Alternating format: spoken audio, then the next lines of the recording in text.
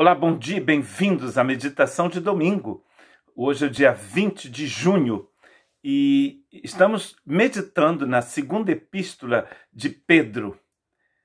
Na primeira epístola a gente viu, no primeiro capítulo da segunda epístola, o Pedro então está falando do conhecimento de Deus que é necessário para que possamos enfrentar as dificuldades que vêm do exterior, como a perseguição. Já no segundo, esse conhecimento é importante porque há perigos que saem do meio mesmo do cristianismo, que são os falsos profetas, os falsos doutores. Já no terceiro capítulo, ele diz que é importante que as pessoas tenham uma memória, estejam em alerta, porque Jesus está voltando. E tudo isso é importante porque ele está dizendo no final desta carta, no capítulo 3, verso 18, que é importante que cresçamos na graça e no conhecimento de Jesus Cristo, por causa da perseguição exterior, por causa daquela perseguição que vem de dentro do povo de Deus, ou seja, de dentro do cristianismo, ou de dentro da igreja, e também porque Jesus está voltando.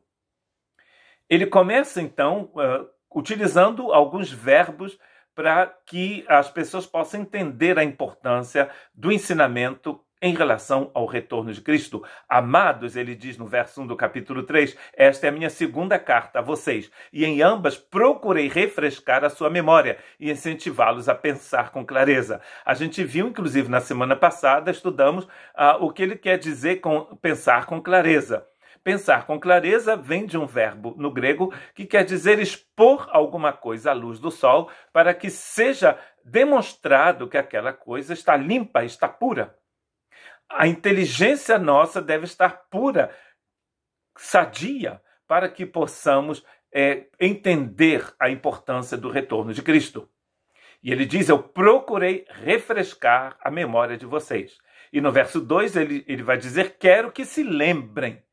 Se lembre de quê? Daquilo que o Senhor já nos disse. Ele chama aqui Jesus de Senhor e Salvador, já nos disse através dos seus profetas. Ele está falando aqui do Antigo Testamento. Então, primeiro ele diz, refrescar a mente de vocês, quero que vocês se lembrem. E no verso 3 ele diz, quero que alertá-los da importância de sabermos que nos últimos dias coisas difíceis apareceriam, ou seja, os falsos profetas apareceriam.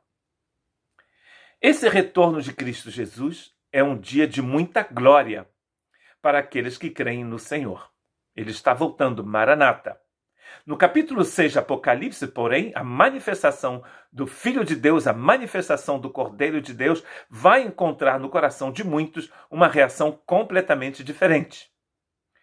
Porque o texto diz que ricos e pobres, políticos, poderosos, pessoas simples, pessoas maravilhosas, pessoas menos maravilhosas, gente de todas as nações que falam línguas diferentes, vão dizer, montanhas caiam sobre nós e esconda-nos da ira do Cordeiro.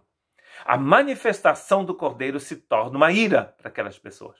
Já no capítulo 7, aqueles que foram selados pelo selo do Cordeiro vão louvar ao Cordeiro dizendo a salvação pertence àquele que está assentado no trono. Reações diferentes face ao mesmo evento. E no verso 7 de 2 Pedro 3 ele diz, o dia do julgamento, quando todos os perversos serão destruídos. O retorno de Cristo é um dia glorioso para a igreja de Cristo, mas é um dia terrível para aqueles que não seguem o Cordeiro. São coisas difíceis de serem anunciadas e pregadas e faladas, mas são necessárias. Jesus mesmo vai alertar os seus discípulos sobre esse dia importante, que vai pegar muita gente de surpresa. O que devemos fazer para não sermos pegos de surpresas? Não se esqueçam disso. Uma coisa importante, no verso 8 ele diz, não se esqueçam. De novo, um verbo importante, não se esquecer. Precisamos estar atentos e aqui não podemos esquecer. O que não devemos esquecer? O que não devemos esquecer é que para o Senhor um dia é como 1000 anos, mas 1000 anos é como um dia. Nesse texto ele está dizendo que muitos vão dizer, mas já tem tanto tempo que Jesus falou que vai voltar. O Pedro mesmo estava dizendo há mais de 2000 anos atrás que o povo ria, Jesus disse que ia voltar e até hoje não voltou. Mas não tem só o fato de Jesus voltar, tem também o fato de que você vai morrer. E o que você tem preparado aqui, para quem será? Diz uma parábola de Jesus. E você pode dizer, mas já tem 1000 anos, 2000 anos. Mas Jesus pode voltar nesse mesmo instante. Você nem vai terminar de ouvir essa mensagem e ele volta. É por isso que é preciso estar atento e nunca esquecer disso. O Senhor não demora, verso 9, em cumprir sua promessa, como pensam alguns. Pelo contrário, ele é paciente por causa de vocês. Talvez se Jesus não voltou ainda é porque Jesus tem pensado em você que não o conhece ainda. Não o conhece ainda. Ele é paciente por causa de você. Não desejando que ninguém se perca, que ninguém seja destruído, mas que todos se arrependam. Se arrepender é dar uma volta. É dar uma volta por cima, é voltar, é sair por uma outra direção. A direção de Cristo, a direção da justiça de Deus, a direção da graça e da sabedoria de Deus, do poder de Deus. Tem muita gente andando nas trevas e Jesus está dizendo para essas pessoas que eles precisam se arrepender. O dia do Senhor virá como ladrão. Se você mora numa cidade como Paris, como Rio de Janeiro, como Londres, como Nova York, você não deixa a sua casa aberta. Talvez aqui no vilarejo onde eu moro, a gente ainda pode deixar a porta aberta. Você já nunca deixa seu carro aberto numa cidade grande, mesmo com o carro fechado, ele pode ser roubado. Você se prepara para o ladrão. Ele está dizendo aqui que a gente precisa estar preparado, porque Jesus está voltando. Os sinais mostram que Jesus está voltando. Os céus desaparecerão, ele diz no verso 10, como terrível estrondo, e até os elementos serão consumidos pelo fogo. E a terra e tudo que nela há serão expostos. Tudo será consumido. O dinheiro que você tem no banco, o dólar, o euro, a libra, as casas maravilhosas que você tem, o carro lindo que você tem, as roupas Chanel, Yves Saint Laurent que você compra dans les Champs-Élysées antes do Covid. Tudo isso vai desaparecer. A terra que a gente tem que cuidar, inclusive enquanto estamos aqui, o corpo belo de princesa, de príncipe, de top model que você tem vai ser consumido. Vaidade de vaidade, tudo é vaidade. Então, interessante agora, no verso 11, que é o verso-chave desse texto, ele vai dizer uma coisa importante. Visto, portanto, que tudo ao redor será destruído, como que você vai viver a sua vida? Uma coisa importante, você precisa, não se esqueça, como ele diz aqui, não se esqueçam disto. Não se esqueça que a sua vida é passageira e que Jesus está voltando. E quando você não se esquece disso, ele diz aqui, a vida de vocês será caracterizada por santidade e devoção. Jesus é o seu maior tesouro, não sei se você já percebeu. Além de Jesus, o que mais que você vai levar daqui? Além da vida eterna que você recebe nele, o que mais você vai levar daqui? Você não consegue colocar muita coisa dentro de um caixão. E mesmo não é para você. Não é para você. O que você leva daqui está no seu espírito. Sabendo que tudo isso vai desaparecer, será destruído, que tipo de vida você vive?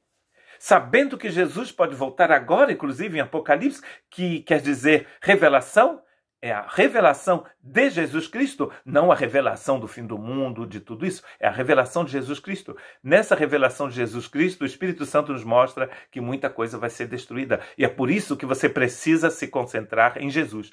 Pensar em Jesus, crer em Jesus, adorar Jesus, louvar Jesus, viver Jesus. Porque tudo isso será destruído. É isso que quer dizer aqui uma vida de santidade, de devoção. Não é de devoção a um santo, a mesma Maria, é devoção a Jesus. É o único que deve receber toda a sua devoção. Ninguém mais. Esperando o dia de Deus e já antecipando sua vida, verso 12. Nesse dia, ele incendiará os céus e os elementos se derreterão nas chamas. Tudo vai passar. O oxigênio chega no verso 13. Nós, porém, aguardamos com grande expectativa os novos céus e a nova terra, que ele prometeu, um mundo pleno de justiça. Quando você anda no pecado, você sai da justiça de Deus.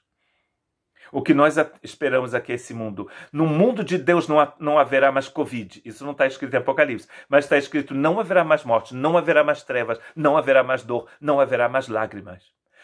Tudo que derretia será derretido antes. Depois nada derreterá. A vida que você recebe é para sempre. Dos seus olhos nunca mais sairão lágrimas, porque o pecado e a morte e o diabo estão no lago de fogo para sempre. Percebe a importância de esperarmos esse grande dia?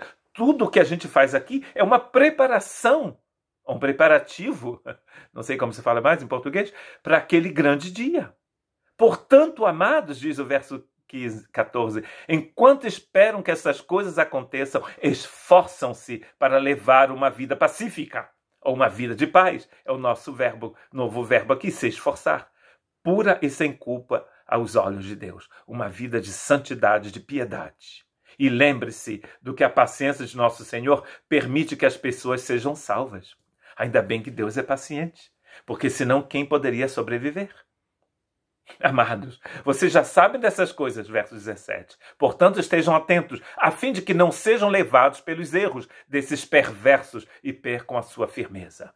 Para você não perder a sua firmeza, você tem que lembrar de todas essas coisas. Você já se esqueceu? Leia de novo 2 Pedro capítulo 3, ou ouça de novo essa mensagem, compartilhe essa mensagem com seus amigos e sua família. Jesus está voltando e você pode sair desse planeta de uma hora para outra. E aquilo que você tem preparado, para quem será? Que Deus tenha misericórdia de nós.